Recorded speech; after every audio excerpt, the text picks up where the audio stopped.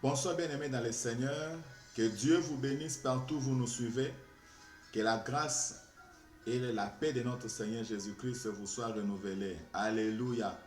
Soyez les bienvenus à ce deuxième jour de séminaire de Pentecôte où nous parlons du Saint-Esprit, mais avec comme sous-thème l'impact et les rendements professionnels. Alléluia. Ou le rendement et l'impact professionnel. Parce que nous voulons mettre le Saint-Esprit, comme nous avons dit hier, sur l'orbite du travail, sur l'orbite professionnelle. Alléluia. Le Saint-Esprit est venu pour nous aider à produire, pour nous aider à impacter. Et nous avons souligné un point pour dire, notre Dieu aime les rendements, notre Dieu aime les résultats, notre Dieu est préoccupé par l'impact. Alléluia. Voilà pourquoi nous avons même dit, lorsque Jésus dit, vous serez mes témoins à Jérusalem, mais il était déjà en train de voir les extrémités de la terre. En fait, le but de Jésus, c'est d'atteindre les extrémités de la terre. Alléluia.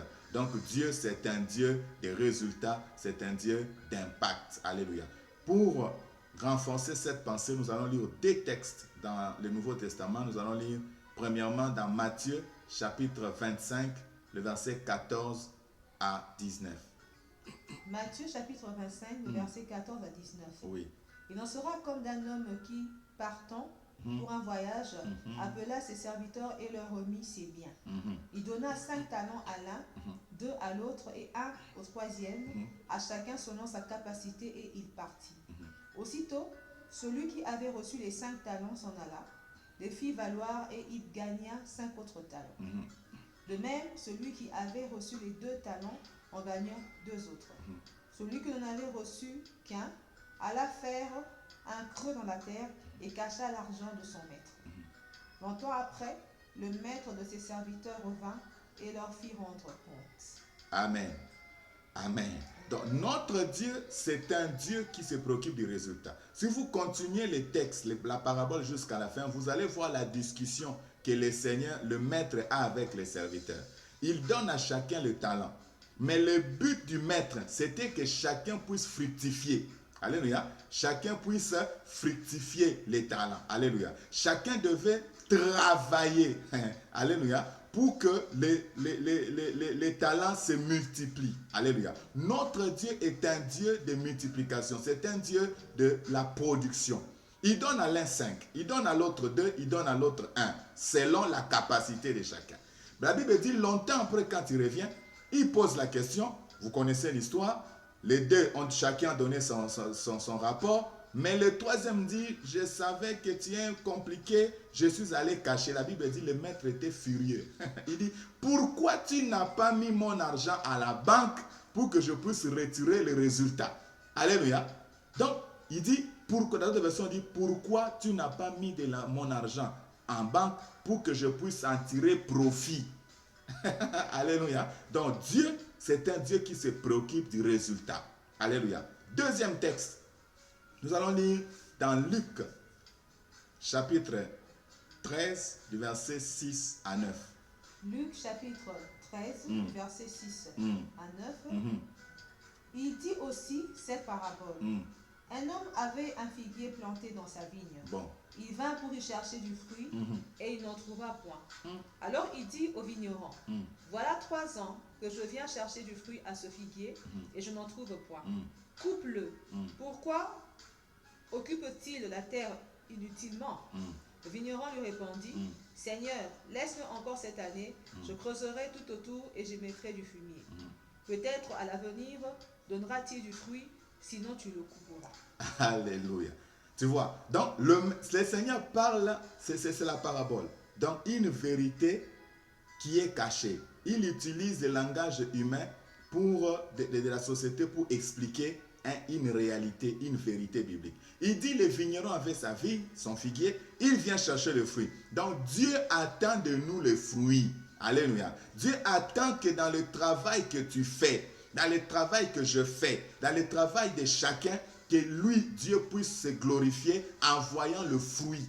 Voilà pourquoi Jésus a dit, si vous portez le fruit, mon Père sera content de vous. Alléluia. Bien-aimés, si nous ne produisons pas, Dieu n'est pas content. Alléluia. Dieu nous a donné le Saint-Esprit pour que nous soyons remplis, pour que nous soyons capacités afin de produire.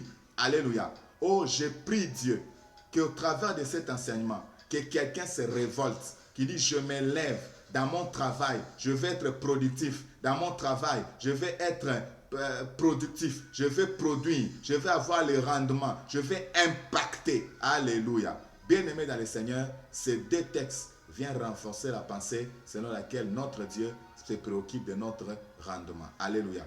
Et je crois que c'est une interpellation pour chacun de nous et pour l'Église. Alléluia. Mais pour aujourd'hui, nous allons aller directement par un exemple concret dans la Bible. Nous allons lire Exode chapitre 31 du 1er au 5e verset. C'est là le sujet de ce jour. Exode 31, verset 1 à verset 5.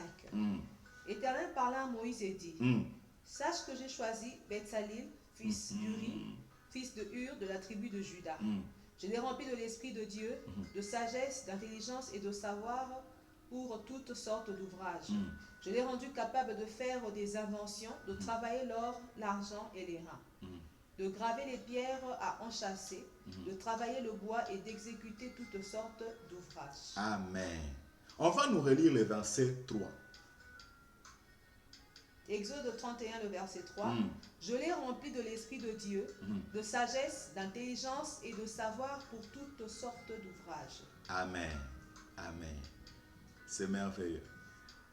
Il dit, quand vous commencez au premier verset, il dit à Moïse, j'ai appelé Betsalel, je lui ai donné mon esprit.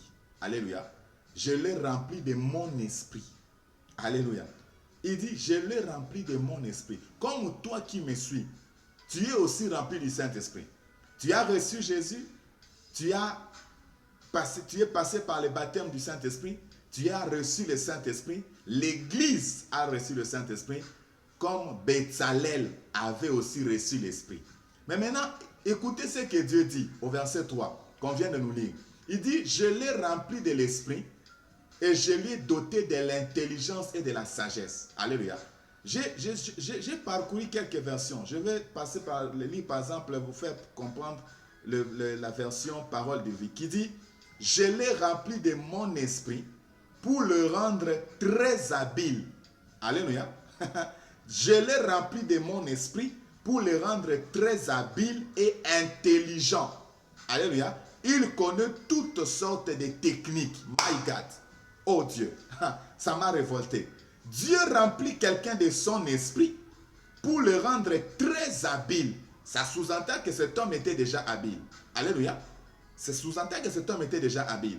Mais Dieu vient renforcer son habileté. C'est comme ça que le Saint-Esprit est présenté comme Allos Parakletos, le consolateur de la même nature que Jésus, qui est venu nous aider.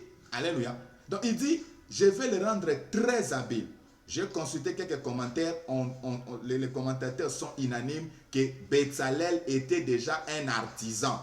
Il faisait déjà des ouvrages. Mais maintenant, Dieu vient lui donner son esprit pour que le rendement soit meilleur. Parce que le tabernacle devait être un chef-d'œuvre. My God. Devait être un chef-d'œuvre. C'est-à-dire que pour que ce soit un chef-d'œuvre, que tout le monde admire, parce que même aujourd'hui, c'est resté comme un mythe. On ne sait pas très bien décrire le tabernacle. C'est mystérieux. Mais pour que cet homme puisse produire un travail mystérieux, il avait besoin de la couverture de l'esprit. Toi aussi, Dieu veut que dans ce que tu es en train de faire, que tu puisses travailler afin que cela devienne un chef-d'œuvre. Alléluia. Mon Dieu, un chef-d'œuvre. Bien-aimé dans le Seigneur, il dit, je veux qu'il soit très habile. Habile, c'est quoi? C'est être capable. Alléluia. Quelqu'un qui est capable. Quelqu'un qui agit avec adresse. Alléluia. Tu dois être quelqu'un qui agit avec adresse dans ton travail. Alléluia. Dans ce que tu fais, dans le commerce que tu fais, dans les affaires que tu entreprends, dans la fonction publique où tu es, dans cette entreprise-là, tu dois être un homme qui travaille avec adresse, qui travaille avec, comment je peux dire, avec adresse, c'est-à-dire avec souplesse. Alléluia. Un homme qui travaille, qui produit un travail de qualité. Alléluia. Les chrétiens, nous avons le défi d'être des meilleurs là où nous travaillons, des meilleurs dans les affaires, les meilleurs aux études, Mais curieusement, aujourd'hui, nous voyons le contraire. Nous qui avons le grand esprit, nous sommes en bas de l'échelle, au bas de l'échelle, et ceux qui ont des esprits, entre guillemets, sont au-dessus en train de nous commander. La simple raison, ce n'est pas que le Saint-Esprit est incapable, c'est que nous n'avons pas encore réalisé. Nous n'avons pas la conscience, nous n'avons pas la révélation. Voilà pourquoi j'ai rencontré plusieurs personnes qui disent, si nous on avait ce que les chrétiens avaient, le monde allait changer. Alors je me dis, oh, ces gens ont seulement les esprits, les petits esprits créatures. Et ils font ce qu'ils font. Mais ils regrettent du fait qu'ils n'ont pas le grand esprit. Alors s'ils avaient le grand esprit, ils allaient faire quoi? Alléluia. Ils allaient faire quoi? Ils allaient faire des grandes choses. Mais nous sommes là en train de dormir. Nous sommes là en train de limiter le Saint-Esprit, de le réduire. Alléluia. Oh, je prie Dieu que tu puisses te réveiller là où tu es. Le Saint-Esprit est plus que ce qu'on nous a dit. Le Saint-Esprit est plus que tout ce que nous savons. La Bible dit, pour les rendre habiles, pour les rendre intelligents. Alléluia. S'il y a dans le domaine de l'intelligence, s'il y a quelqu'un, alléluia, qui doit être cité, ça doit être les chrétiens. Alléluia. Les chrétiens doivent démontrer l'intelligence. Parce que l'Esprit de Dieu, c'est l'Esprit de l'intelligence. Et la Bible dit, je lui ai donné mon esprit pour le rendre intelligent. L'intelligence, c'est la faculté de comprendre. Alléluia. Comprendre les choses. Comprendre ce que tu es en train de faire. Alléluia. Bien-aimé dans le Seigneur. Comprendre, c'est être capable de concevoir, comme je l'ai dit hier. Quelqu'un qui est intelligent conçoit des choses. Et avec le Saint-Esprit, nous pouvons concevoir. Nous pouvons concevoir les entreprises. Alléluia. Tu peux concevoir les entreprises. Tu peux concevoir des sociétés. Tu peux concevoir un programme informatique. Alléluia. Mais les jeunes chrétiens, ils sont là. Ils font l'informatique, mais ils ne savent pas concevoir. Non, nous avons le défi. Et c'est la mission que Dieu nous a donnée. Pousser ces jeunes-là, alléluia, à concevoir. Nous avons des gens dans l'église qui ont fait des sciences, comment on appelle ça, des sciences exactes. Mais ils peuvent réfléchir. Alléluia. Ils peuvent réfléchir. Il y a des gens qui ont fait la nutrition. Ils peuvent réfléchir pour concevoir de nouveaux produits. Alléluia. De nouveaux produits bio. Mais le problème, c'est que nous ne plaçons pas le Saint-Esprit à sa place. La conséquence, c'est que nous sommes en train de subir. Nous sommes en train de manger ce qu'il ne fallait pas manger en les mangeant. Nous sommes en train de vivre des choses. Nous sommes en train de nous lamenter alors que nous sommes la crème. Alléluia. Il dit, je lui ai doté de l'intelligence, de l'habileté et il possède toute la technique. Eh mon Dieu, la technique ou les techniques, c'est la manière de faire. Alléluia. Nous avons l'Esprit de Dieu. L'Esprit de Dieu peut te montrer comment faire des choses. Alléluia. Et Bétzalel, qui est appelé par Dieu, Dieu était en train de lui dire ce qu'il devait faire. Et Bétzalel concevait. Alléluia. Concevait. La version Lingala va encore très grave. Plus loin pour dire, Natondi siye na moli monangai pour azala maye le mingi penza. Mon Dieu. Alléluia. Donc les chrétiens, c'est un homme. La chrétienne, c'est une femme intelligente. Alléluia. C'est un homme qui réfléchit, qui est en train de concevoir. Concevoir, c'est créer. Concevoir, c'est imaginer. Alléluia. Donc, concevoir, c'est faire apparaître ce qui n'est pas. Dans ton domaine, qu'est-ce qui n'est pas? Qu'est-ce que tu vois dans ces domaines-là qu'il fallait que ça soit, mais que ça n'est pas? C'est ça que toi, tu dois appeler en existence. Par exemple, aujourd'hui, je parle avec des chantres, je parle avec des gens qui sont dans la musique. Il y a des frustrations. Ah, mais il y a cette chose. Mais oui, ce que tu vois là, c'est ce que toi, tu dois amener. Alléluia. C'est cette façon de faire là que le monde attend. Parce que je l'ai toujours dit à l'église, le monde a besoin des gens qui apportent la solution. Pas des gens qui sont en train de constater, il y a telle chose qui ne marche pas, il y a telle chose qui ne marche pas, la politique ne marche pas, ceci ne marche pas, les affaires ne marchent pas. Oui, tout ça là c'est déjà connu. Ça ne sert à rien de répéter des choses qui sont connues de tous. Non, nous devons apporter des solutions. Alléluia. Les gens qui sont acclamés, les gens qui sont loués, ce sont des gens qui apportent la solution au problème. Alléluia. Et en tant que chrétiens, dans ce que nous sommes en train de faire, nous devons coopérer avec le Saint-Esprit. Alléluia. Coopérer avec le Saint-Esprit. Dans le premier domaine de la coopération, c'est au niveau de la conception. Alléluia.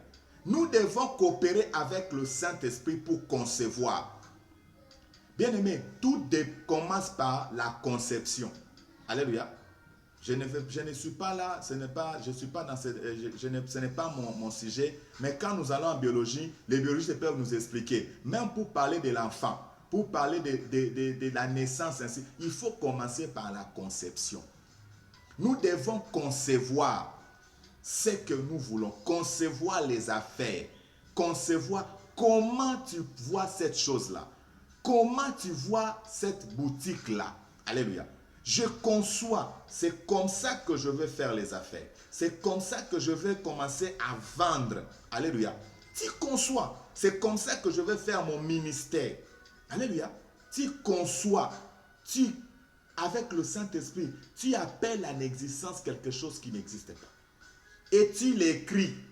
Alléluia. Tu écris, voilà, moi je vais faire ceci, je vais faire cela, je vais faire ceci, je vais faire cela. C'est comme ça que je vais le faire. Alléluia. La conception. Et sous d'autres cieux, ça coûte cher. Les gens qui réfléchissent pour appeler en existence quelque chose qui n'existait pas. Donc le